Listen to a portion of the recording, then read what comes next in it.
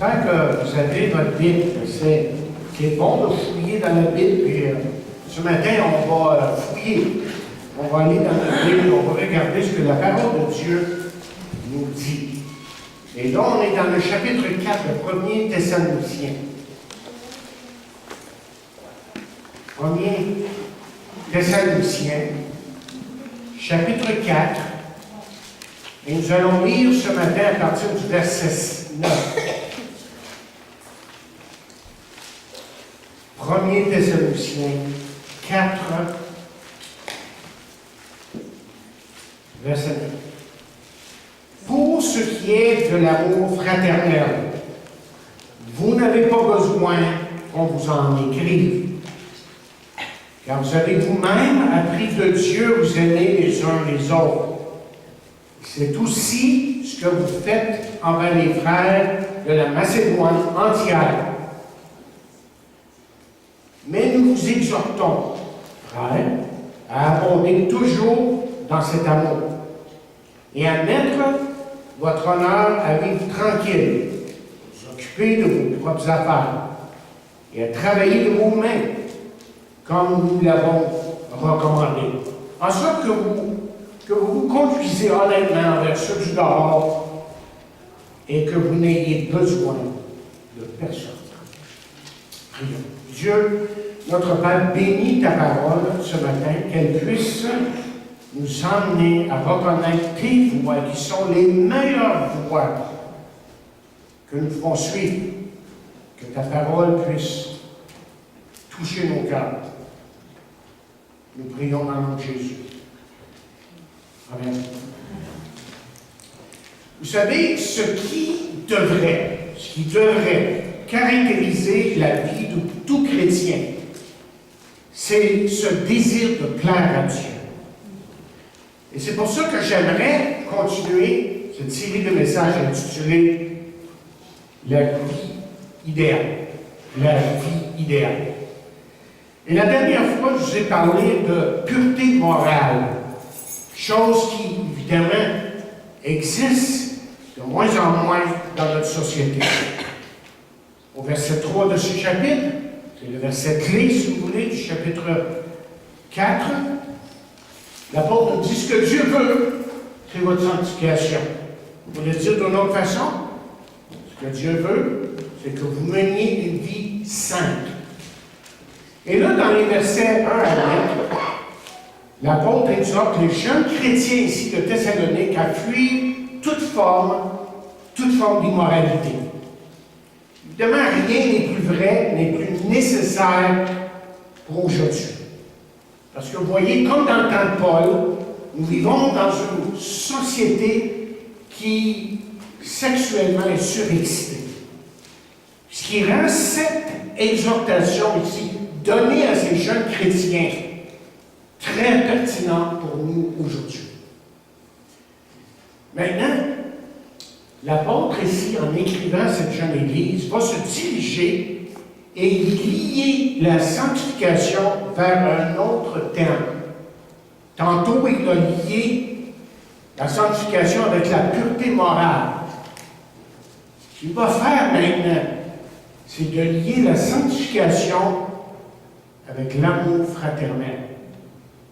D'une part, l'apôtre, dans les premiers versets, dit de fuir certaines choses, c'est-à-dire, comme j'ai dit, toute forme d'immoralité. Et maintenant, ce qu'il veut leur faire comprendre, et nous faire comprendre ce matin, c'est qu'il faut se vouer à quelque chose qui est extrêmement important dans la vie du chrétien et dans une communauté qu'on dit chrétienne. C'est-à-dire l'amour fraternel.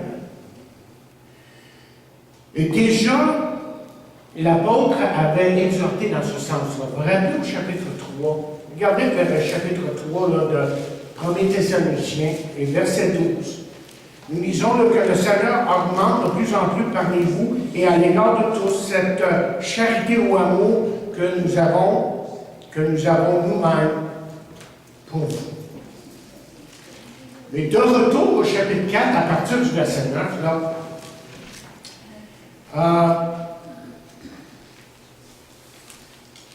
il leur dit qu'il n'a pas vraiment besoin de leur en parler, ce qui est intéressant, une manière de commencer, si vous voulez. Parce que pour lui, c'est quelque chose qu'il pratique déjà. Et peut-être qu'on a ici, là, du Paul tout craché. Avant de les exhorter, il les affirme. Avant de les exhorter, de leur dire quoi faire, il va les affirmer. Et je pense qu'on peut apprendre quelque chose ici. Quand vous savez, par exemple, à corriger quelqu'un, soyez sûr de les affirmer. Pour commencer, si c'est possible. À moins qu'il n'y a vraiment rien de bon à dire, mais si c'est possible, essayez d'encourager, d'affirmer. Parce que vous voyez, ce sera beaucoup plus facile plus tard de corriger ou d'améliorer une situation qui est peut-être difficile. Ce sera plus facile peut-être d'encourager cette personne lorsque cette personne-là se sent, si vous voulez, appréciée et aimée. Peut-être que cette personne-là se trouvera moins sur la défensive. Surtout si vous avez des choses à lui dire qui sont difficiles et délicates. Et ça arrive, ça, dans les relations. Une couple, amis, église, ça arrive, ça, ces choses-là. Mais il y a deux raisons pour lesquelles Paul sent qu'il n'a pas à leur parler de ce sujet.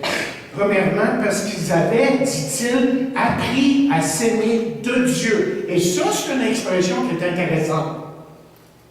Et assurément que ça parle, c'est possible que ça parle aussi, qu'ils avaient appris eux-mêmes de la parole de Dieu, de l'Ancien Testament. Après tout, et comme j'ai dit la semaine dernière, certains voient le Dieu de l'Ancien Testament comme un Dieu qui est sévère à certains moments. Mais n'oublions pas que c'est aussi un Dieu plein d'amour. Comme ils avaient appris à aimer Dieu et fuir toute immoralité, ils avaient appris à s'aimer les uns les autres afin de pouvoir pratiquer une vraie fraternité. Deuxièmement, si Paul hésitait de parler sur le sujet, c'est qu'ils avaient amplement prouvé qu'ils s'aimaient. C'était des gens qui vraiment s'aimaient. Car leur amour, les uns pour les autres, était, vous vous rappelez ce qu'on a lu là, dans le chapitre 1 et 2, là? Cet amour qu'ils avaient les uns pour les autres était connu de toutes les églises dans la Macédoine. Toutes les églises, autrement dit, parlaient de l'amour qui existait dans cette église. On était renommés, si vous voulez, pour ça.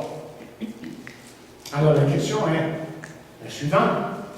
Pourquoi en parler? Pourquoi parler? Pourquoi revenir sur l'amour fraternel? Et vous savez comme moi que la réponse est assez évidente, évidemment, c'est parce que c'est une chose qui sera toujours nécessaire pour une Église qui veut aller de l'avant. C'est quelque chose qu'on n'aura jamais assez. Je veux que vous remarquiez quelque chose. Tournez avec moi dans Éphésiens. Dans Éphésiens, le premier chapitre, et le verset 15. Éphésiens, premier chapitre, et le verset 15. Et j'aimerais que vous voyiez ce que Paul dit à cette église qui est à Éphèse. Une église qui, vous voyez, est extrêmement spirituelle. Nulle part ailleurs parle-t-il des lieux célestes, qu'on est dans les lieux très hauts, les lieux célestes. Ça, c'est dans Éphésiens. C'est du langage réservé à l'église d'Éphèse. C'est qu'ils savent vraiment marcher avec Dieu, marcher avec leur Sauveur. Et là, il va dire au verset 15, chapitre 1, il dit, c'est pourquoi vous aussi, ayant entendu parler de votre foi au Seigneur Jésus et de votre quoi? Charité, amour pour tous les saints. Je ne cesse de rendre grâce pour vous. Hein? Il dit, je ne cesse de rendre grâce pour vous, faisant mention de vous dans mes prières. Ah, c'est très intéressant que ce qu'on découvre à Éphèse, c'est une église pleine d'amour. 40 ans plus tard, c'est plus le même refrain. Qu'est-ce que Jésus leur reproche? Ce que j'ai contre toi, c'est que tu as abandonné ton premier amour. Tu as abandonné ton premier amour. Apocalypse 2, verset 4. Écoutez les paroles de Paul au verset 10 à nouveau. Il dit, mais nous vous exhortons, frères, à abonder toujours plus dans cet amour. Vous voyez, Dieu a créé l'Église locale pour que chaque enfant de Dieu, et ça vous inclut ce matin. Dieu a créé l'Église locale. Et rappelons-nous que c'est Dieu qui a créé l'Église. Ce n'est pas une institution d'homme sur l'Église, mais c'est Dieu qui l'a créée. Il a créé l'Église locale pour que chaque enfant de Dieu puisse vivre une belle expérience. Et c'est triste d'entendre à certains moments là, que certains qui vont dans certaines églises ou laissent certaines églises puis parlent de leur mauvaise expérience. Tandis que ça devrait être le contraire. Dieu désire que l'on puisse vivre pleinement la vie de Dieu dans notre église locale. Écoutez, si l'amour fraternel n'est pas pratiqué dans l'église locale, alors moi je vous suggère, parce que je l'ai déjà vu, que cette église-là va mourir tôt ou tard. Parce qu'il manque évidemment un élément de base pour sa croissance et son épanouissement spirituel. S'il n'y a pas d'amour, tout ce qui est fermé les ronds. J'espère que vous saisissiez pleinement ce que je dis ici. Parce qu'autant que l'amour fraternel était important pour les jeunes chrétiens ici à Thessalonique, c'est aussi extrêmement important pour nous aujourd'hui. Mais, et là, le mais est très important ici, okay? Mais la vraie fraternité spirituelle apporte avec elle certains risques. Okay? Oui, vous ne serez pas toujours à l'aise avec tout le monde. Vous allez rencontrer des gens qui sont différents de vous. On parle d'un contexte d'une église locale, qui ne pensent pas comme vous. Des gens qui peut-être que vous trouvez qui parlent trop. Okay? Et qui peuvent même vous blesser. Et le risque, selon ce que la parole de Dieu nous enseigne, en vaut la peine. Et c'est pour ça que Paul va dire à un moment donné que l'amour, lui, couvre tout. Autrement dit, si l'amour de Dieu est vrai dans vos cœurs, si vraiment c'est vivant, que ce n'est pas juste des paroles, il n'y a rien qui puisse nous empêcher de continuer à pratiquer l'amour fraternel, malgré certaines difficultés qui peuvent surgir contre la vraie communion fraternelle spirituelle entre frères et sœurs. Je veux regarder au moins trois choses avec vous ce matin-là. La première chose que j'aimerais regarder, c'est de voir une description de l'amour fraternel. OK? Le mot, ou les mots amour fraternel dans notre Bible vient du mot grec Philadelphie, qui veut dire l'amour littéralement entre frères. Et vous savez, lorsque l'amour fraternel existe vraiment entre frères et sœurs, il existe aussi, selon ce que la parole de Dieu nous enseigne, une affection les uns pour les autres. Et c'est pour ça que Paul va écrire dans l'amour fraternel, soyez pleins d'affection les uns pour les autres. Autrement dit, l'amour fraternel, c'est ce qui donne à l'Église sa vraie identité. Okay? Je répète, ce qui donne à l'Église locale sa vraie identité, c'est l'amour fraternel. C'est ce qui lui donne un sens de communauté et de famille. Cette famille spirituelle, très souvent, devient, comme certains l'ont déjà témoigné, plus réelle qu'avec les membres de leur propre famille. À moins que ceux-ci, évidemment, connaissent le Seigneur. Je me demande, savez-vous reconnaître l'amour fraternel? Laissez-moi vous donner une description. L'amour fraternel, c'est ce qui nous lie ensemble et qui fait de nous une famille, qui permet à ce lien d'être indissoluble. C'est quelque chose qui vient du cœur, qui permet que des gestes d'affection appropriés, évidemment, soient posés, qui permet que tous et chacun partagent et s'encouragent les uns les autres, qui nous donne à nous préoccuper des besoins de notre frère et sœur, et qui nous permet justement à chercher ensemble la gloire de Dieu, à vraiment glorifier Dieu. Écoutez, là où il y a vraiment une vraie communion fraternelle, où là où il y a vraiment l'amour fraternel. Ce que la Bible nous indique, c'est qu'il y a aussi là la bénédiction de Dieu. Et c'est dans ce sens qu'il faut comprendre le psaume 133, 1 et 3. On lit ceci. Voici, oh, qu'il est agréable, qu'il est doux pour des frères de demeurer ensemble. Au verset 3, la fin, il dit, car c'est là que l'Éternel envoie la bénédiction, la vie pour l'éternité. Dieu bénit l'Église où l'amour est vrai. L'amour fraternel. Maintenant, la prochaine question est celle-ci, mais qu'est-ce que l'amour fraternel met en évidence? Okay? Premièrement, l'amour fraternel met en évidence la vie spirituelle. C'est-à-dire que la vie de Dieu est bien établie. Elle nous démontre, autrement dit, que la vie de Dieu, lorsqu'il y a de l'amour fraternel, du vrai amour dans la vie du croyant, ça nous démontre que la vie de Dieu est bien établie dans sa vie, bien présente. Et si vous voulez, il met, pour le dire d'une autre façon, il met tout simplement en évidence que cette personne-là est née nouveau. Point à la ligne. Regardez, on va se tenir un petit peu dans le 1er Jean, parce que le 1er Jean, c'est plein de versets dans ce sens-là. Et dans 1er Jean, 3e chapitre, verset 14, qu'est-ce qu'on lit là? Regardez ce que l'apôtre dit. Et vous savez que Jean, c'est l'apôtre de l'amour, hein, celui qui parlait continuellement de l'amour. Il parlait tellement d'amour qu'avant qu'il meure, il était un vieillard, et on dit qu'il ne pouvait plus marcher à un moment donné, qu'on devait le transporter dans l'église. Et on lui disait, on lui demandait, Jean, as-tu un message pour nous? As-tu un message pour nous? Et tout ce qu'il pouvait dire, c'est aimez-vous les uns les autres. Mais c'était l'essentiel. C'était l'important. Qu'est-ce qu'il dit ici?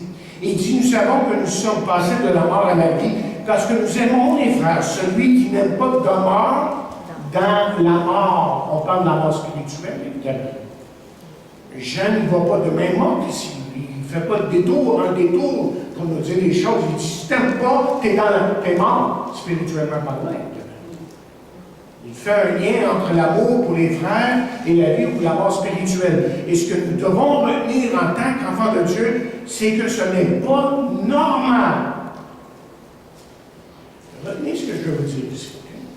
Parce qu'on a tendance à passer par-dessus ça, à la légère. Ce que nous devons retenir en tant qu'enfants de Dieu, c'est que ce n'est pas normal pour un chrétien de fuir la communion fraternelle avec ses frères et sœurs Jésus.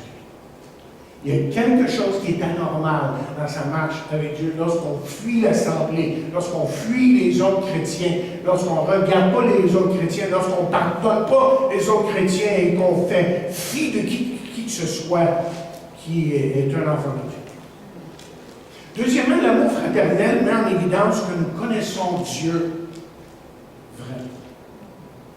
Je mets l'accent sur le mot vraiment. Comme je l'ai dit, l'apôtre Jean était le disciple que Jésus aimait. Et on dit, comme j'ai dit, je répète, c'est tellement important, c'est plein de ça dans son évangile et son épître. C'était l'apôtre de l'amour. Donc, il ne faut pas être surpris que lorsqu'on relit l'Évangile ou l'Épître, que ça nous revient, le thème revient continuellement, c'est l'amour, l'amour, l'amour, l'amour. Mais lorsque la Bible parle de connaître, vous voyez le mot connaître, là, il paraît à certains moments, on va regarder quelques versets tantôt, il parle d'intimité. Adam, nous dit la Bible, connut Ève. C'est-à-dire qu'il a eu une relation physique intime avec elle. Évidemment, quand Jean en parle, il parle de quelque chose d'autre, d'intimité spirituelle. Celui qui connaît Dieu apprécie l'amour fraternel, car il connaît et il sait que c'est une grande valeur aux yeux de Dieu. Il y a une grande valeur dans l'amour fraternel aux yeux de Dieu. Et les paroles de Jean dans son épître sont à certains moments extrêmement sévères. Et je suis content que c'est lui qui les a écrits. Et que ce n'est pas moi qui ai besoin de les dire. J'ai juste à les répéter. Okay? Donc, dans 1er Jean, regardez ce qu'il dit au chapitre 4, et verset 20 et verset 21. Il dit, si quelqu'un dit « J'aime Dieu » et qu'il haïsse son frère, c'est un menteur. Bon. OK. Je vais faire attention à ça. Okay. Car celui qui n'aime pas son frère qu'il voit, comment peut-il aimer Dieu qu'il ne voit pas? Et nous avons de lui ce commandement que celui qui aime Dieu aime aussi son frère. On dit celui qui reconnaît la valeur fraternelle et qui la pratique, mais, autrement dit, en évidence, chers amis, qu'il marche avec son Dieu, qu'il est intime avec son Dieu, qu'il connaît Dieu. Écoutez bien ces paroles. L'amour fraternel et la communion fraternelle sont le côté pratique de l'amour agapé. Vous savez, on dit qu'on a l'amour, hein? On a l'amour de Christ. Oui, c'est une chose de dire que j'ai l'amour agapé, l'amour de Dieu, l'amour divin. Mais là, quand on parle de l'amour fraternel, on parle de la communion fraternelle, c'est le côté pratique de notre vie. Là, si on l'a, ça va se dégager. Ça va sortir. Et Jean dit ceci, si vous tournez dans le premier chapitre de 1er Jean, maintenant. Premier chapitre, au verset 3, il dit « Et ce que nous avons vu et entendu, nous l'annonçons à vous aussi, afin que vous aussi, vous soyez en communion avec nous. » Communion.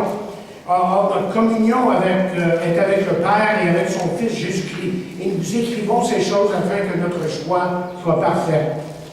Au verset 5, il dit « La nouvelle que nous avons apprise de lui, c'est que et que nous vous annonçons, c'est que Dieu est lumière et qu'il n'y a point en lui de ténèbres. Si nous disons que nous sommes en communion avec lui et que nous marchons dans les ténèbres, nous mentons et nous ne pratiquons pas la vérité. Mais troisièmement, l'amour fraternel, chers amis, met en évidence que nous sommes vraiment des disciples de Jésus-Christ. L'amour que nous avons les uns pour les autres nous identifie en fait, auprès du monde en tant que disciples de Jésus-Christ. Et on se rappelle des paroles de Jésus. Si vous ne l'avez pas souligné dans votre Bible, ces versets-là devraient être soulignés dans votre Bible, dans Jean 13e chapitre, et le verset 34-35, vous les connaissez bien, mais on va les lire là, tel qu'écrit lorsqu'on lit dans Jean 13, verset 34. Je vous donne un commandement nouveau. Aimez-vous les uns les autres, comme je vous ai aimé, vous aussi. Aimez-vous les uns les autres. Et à tous, dit-il, que tous connaîtront que vous êtes mes disciples si vous avez de l'amour les uns pour les autres. Vous savez, depuis que je suis ici comme pasteur, que vous êtes ici, vous m'avez souvent entendu parler que c'est important d'avoir une bonne doctrine, une solide doctrine. Et l'apôtre Jean le confirme dans sa deuxième épître, 2 Jean, verset 9. Il y a quelque chose dans 2 Jean, évidemment. Il dit « Quiconque va plus loin ne demeure pas dans la doctrine de Christ, il n'a point Dieu. Okay? Celui qui demeure dans cette doctrine a le Père et le Fils. » Vous savez très bien que le monde autour de nous, là, okay, le monde autour de nous ne connaît pas la bonne doctrine parce qu'il ne connaît pas la parole de Dieu. Comme je vous ai déjà dit il y a quelques semaines, ils ne la lisent pas même. Mais les gens savent reconnaître quelque chose qui est de l'amour de Dieu, par exemple. Et nous vivons dans un monde qui, évidemment, est rempli de violence, de haine. Ce que le monde attend de plus en plus de nous, c'est une démonstration de ce qu'on appelle amour, mais surtout l'amour fraternel.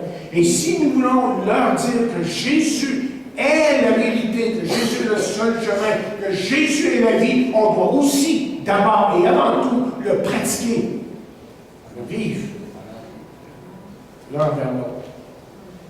Sans ça, je vous suggère, ce matin, que nous prêchons un faux évangile. Vous comprenez ce que je dis? On prêche un faux évangile. Un évangile qui n'a pas d'amour, c'est un faux évangile. Dieu a tellement aimé le monde. Et si le monde, après avoir parlé de Jésus, de tout ce qu'on croit, de que Jésus est le chemin et tout ça, ne reconnaissent pas en nous l'amour de Dieu, moi je pense qu'on va avoir rien. En fait. Qu'est-ce que ça met en évidence? Et quatrièmement, l'amour fraternel met en évidence notre souci pour l'unité de notre Église. Quand on vit vraiment l'amour fraternel, ça met en évidence qu'on se soucie de l'unité qui doit avoir lieu dans notre Église locale. Et Jésus, comme vous savez, a souvent prié pour l'unité. En fait, quelques heures avant qu'il meure, il a prié pour l'unité. Jean 17, verset 20, il dit « Ce n'est pas pour eux seulement que je prie. » Jean 17, verset 20, « Ce n'est pas pour eux seulement que je prie, mais encore pour ceux qui croiront en moi par leur parole, afin que tous soient un comme toi. Père, tu es en moi, et comme je suis en toi, afin qu'eux aussi soient un en nous, pour que le monde croie que tu m'as envoyé. » Verset 22, « Je leur ai donné la gloire que tu m'as donnée, afin qu'ils soient un comme nous sommes un, moi en eux et toi en moi, afin qu'ils soient parfaitement un, et que le monde connaisse que tu m'as envoyé et que tu les as aimés comme tu m'as aimé. » C'est plein d'amour ici. Dieu aime, et Dieu a aimé, tellement aimé le monde qu'il a donné son Fils unique, évidemment. Donc notre unité, évidemment, est basée sur l'amour. Mais la croix, voyez, nous parle d'unité, car c'est à la croix que Jésus, nous dit la parole de Dieu, a réconcilié le monde. Tournez avec moi dans Éphésiens. Éphésiens, j'ai dit qu'on se promènerait un petit peu matin. On se promène. Éphésiens, 2e chapitre, et verset 13. Okay? Et c'est la croix. C'est pour ça qu'en prenant le repas du Seigneur ce matin, j'ai voulu vous communiquer, vous faire comprendre comment c'est central dans notre foi. S'il n'y a pas la croix, il n'y a rien en fait, il n'y a pas l'Évangile. Alors, dans Éphésiens, 2e chapitre, et là, au verset 13 à 16, nous lisons, « Mais maintenant, en Jésus, vous qui étiez jadis éloignés, vous avez été rapprochés par le sang de Christ, car il est notre paix, lui qui des deux n'en fait qu'un, et qui a renversé le mur de séparation, l'inimitié, ayant anéanti par sa chair la loi des ordonnances dans ses prescriptions, afin de créer lui-même avec les deux un seul homme nouveau en établissant la paix. De les réconcilier l'un et l'autre en un seul corps. On a parlé de ça à notre étude mercredi. En un seul corps avec Dieu par la croix, en détruisant par elle l'inimitié. Comment est-ce qu'on peut résumer les paroles, ce qu'il est en train de dire? Là? Ça peut sembler complexe, un petit peu pour certains. De quoi est-ce qu'il parle? Il est en train de dire que tu sois juif, que tu sois gentil. À la croix, on est tous pareils. On est au même niveau. On est égal. Mais écoutez, l'unité, okay? Non, mais on parle de la vraie unité spirituelle dans l'Église locale, vient lorsque nous sommes prêts à déployer des efforts. J'ai écouté un message de John MacArthur cette semaine, et justement, il y avait beaucoup d'emphase sur ça. Je n'ai pas rebobiné l'affaire pour prendre les textes, mais je sais pas où qui parlait, là, mais il mettait beaucoup d'emphase sur ça. Comment on n'est pas là à rester à rien faire, mais qu'on doit faire des efforts. Si on veut, par exemple, garder l'unité, si on veut aimer, si on veut pardonner, ça demande un effort. Écoutez ce que Paul dit dans Éphésiens 4. Éphésiens 4, verset 3.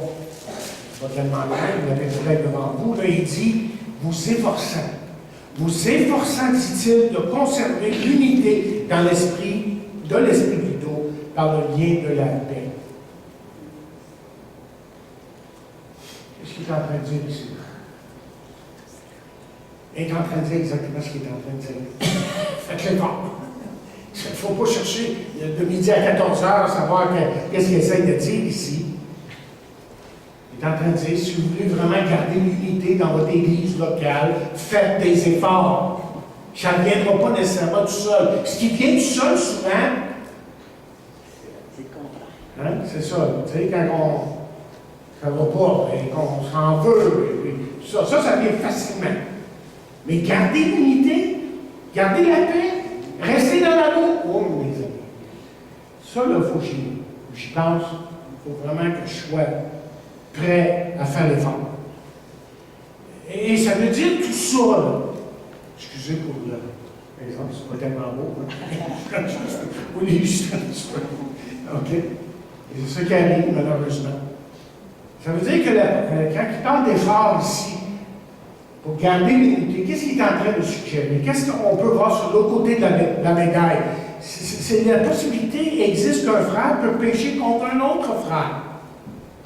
En train de dire ça, c'est des choses qui vont arriver à un moment donné. Là. Okay?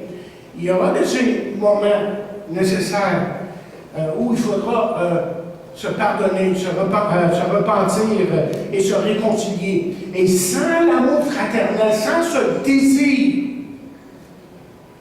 ardent pour l'amour fraternel,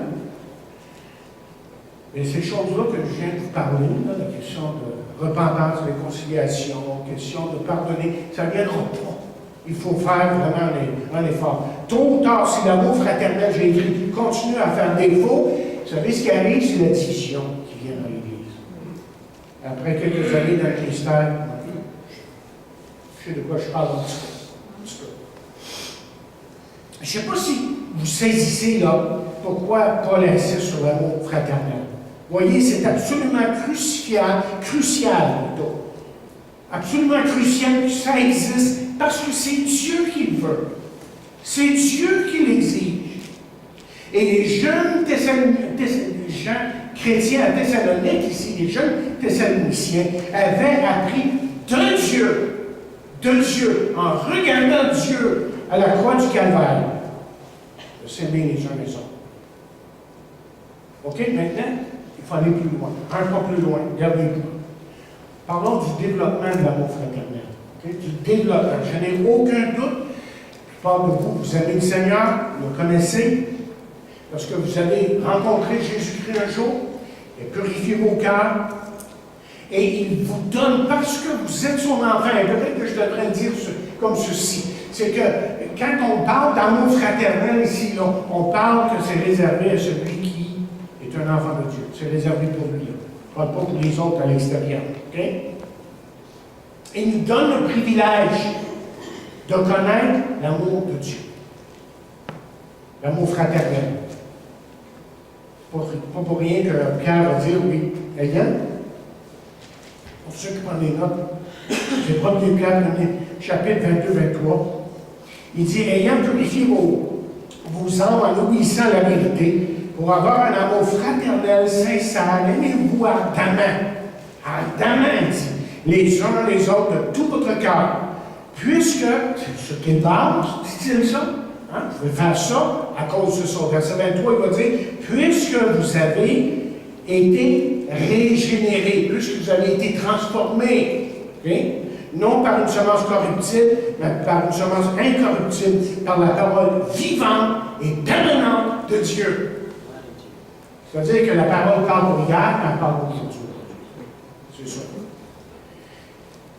Et en plus, nous sommes enseignés de Dieu comment aimer. Le Père nous a aimés en donnant son Fils, et le Fils nous a aimés en quoi? Donnant sa vie. Vous le savez, en donnant sa vie sur la croix, évidemment. Et c'est pour ça que Jean, il peut écrire ceci. 1er Jean 3,16. Jean 3,16, là, c'est 1er Jean 3,16. OK, là, il va dire, nous avons connu l'amour en ce qu'il a donné sa vie pour nous. Nous aussi, nous devons donner notre vie pour les frères. Très intéressant, 3,16, hein? Colossiens 3,16. Allez regarder Colossiens 3,16. C'est souvent des versets clés. Souvent des versets clés. Alors, la question se pose, c'est comment est-ce que je peux développer cet amour fraternel-là? Et l'apôtre Pierre insiste sur le fait que c'est une vertu qui doit se développer. Vous savez, on n'arrive pas à la vie chrétienne pensant qu'on va tout recevoir en se croisant les bras, là, et en restant assis, puis dire, bon, ben là, j'ai tout. Oui, vous avez tout. Seulement, il faut l'exercice. Peut-être, pas bien l'esprit comme ça, un athlète ne pourra pas courir, un très bon athlète, évidemment, ne pourra pas courir le 1000 en moins de 10 secondes, en moins de cours. Un peu la même chose pour nous en tant que chrétiens. Si on veut vraiment courir et réussir, il faut faire l'effort. Bien, regardez ce que Pierre dit justement dans 2 Pierre. 2 Pierre. Et le premier chapitre, Comme je dis, Pierre est en train de dire, hey, vous devez faire des efforts.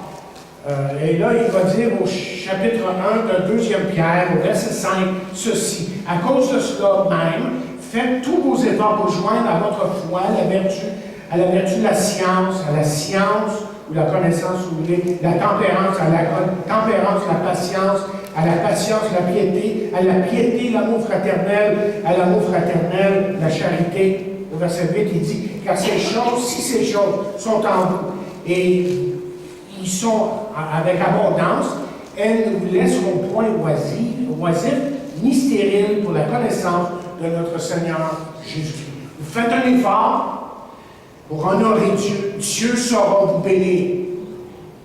Et remarquez encore une fois ces paroles. Faites tous vos efforts au verset 5. Et ça dit exactement, ça veut dire exactement ce qui est écrit. Faites tous vos efforts. Quelqu'un suggérait que l'une des choses que nous pourrions faire, c'est de réfléchir. C'est de réfléchir ou méditer sur l'amour et le sacrifice de Jésus sur la croix. Et le plus qu'on le fera, dit-il, le plus que nous comprendrons ce qu'est l'amour fraternel.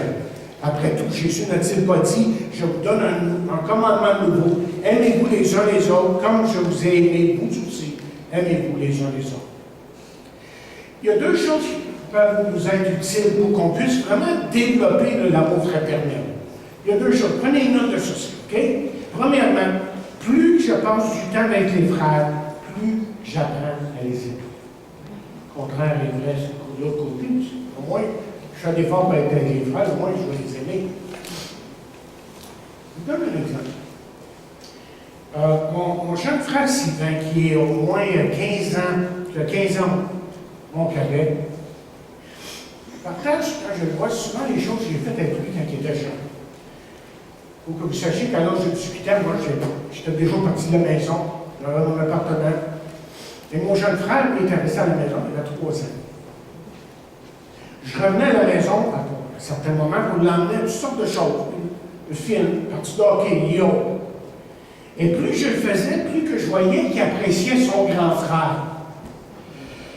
Il y a quelques années de ça, lorsque j'étais à Oxbury, pasteur, j'ai fait un séjour à l'hôtel, pour une semaine.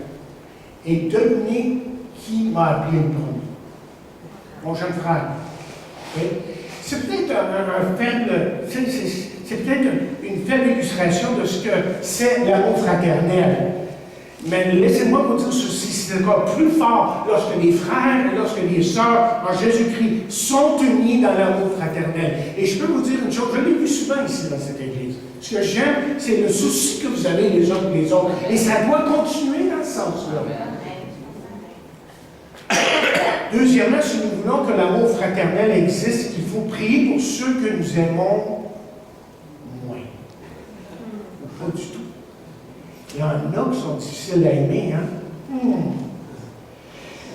Mais vous savez, j'en ai parlé il y a quelques semaines, mais je me répète ici, je sais. Il est difficile de détester quelqu'un pour lequel on prie.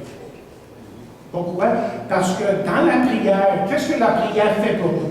Mais la prière fait en sorte que je vois d'abord ma misère spirituelle. Et c'est alors que je peux pardonner mon prochain. Même celui qui m'a offensé. Parce qu'en fin de compte, c'est pas mieux. Écoutez, notre appel est d'aider ceux qui sont plus faibles ou plus jeunes dans la foi. Et c'est justement ce matin, en revisant mon message, j'ai relevé ce texte-là dans Romains 15. Regardez ce qu'il dit. C'est exactement ce que je voulais dire quand j'ai pensé à ça ce matin. L'apôtre, évidemment, il y a toujours de ceux qui se croient peut-être un peu plus supérieurs à d'autres, en tant que chrétiens. Mais il dit ceci au chapitre 15 de Romains 15. Il dit, nous qui sommes, verset 1, qui sommes forts, nous devons supporter les faiblesses plutôt, de ceux qui ne le sont pas, et ne pas nous complaire en nous-mêmes. Ça veut dire ça, de ne pas nous donner une propre satisfaction. Que chacun de nous complaise au prochain. Que chacun de nous complaise au prochain pour ce qui est bien en vue de l'édification. Autrement dit, on doit s'entraider, s'édifier les uns les autres. on doit se pardonner les uns les autres. Et ça, chers amis, c'est le défi de l'amour fraternel. Savoir se pardonner. Et je termine avec ces paroles. Est-ce que c'est le défi que nous venons relever en tant qu'Église locale? En tout cas, je peux vous dire une chose, c'est que lorsqu'on regarde à Jésus, à sa vie, à son œuvre, à sa mort, à sa résurrection et à son règne, maintenant, Jésus a relevé le plus grand défi qui lui a été donné en mourant sur la croix. Et c'était un geste d'amour sans pareil. Et c'est pour ça que dans Hébreux, Jésus nous dit qu'il est mort pour ses frères. Écoutez ces paroles tirées de la Bible du Sommeur. Il dit, car Jésus, qui purifie les hommes et leurs péchés, et ceux qui sont ainsi purifiés, partagent la même humanité. C'est pourquoi il n'a pas honte de les appeler ses frères. Lorsqu'il dit, je proclamerai à mes frères quel Dieu tu es.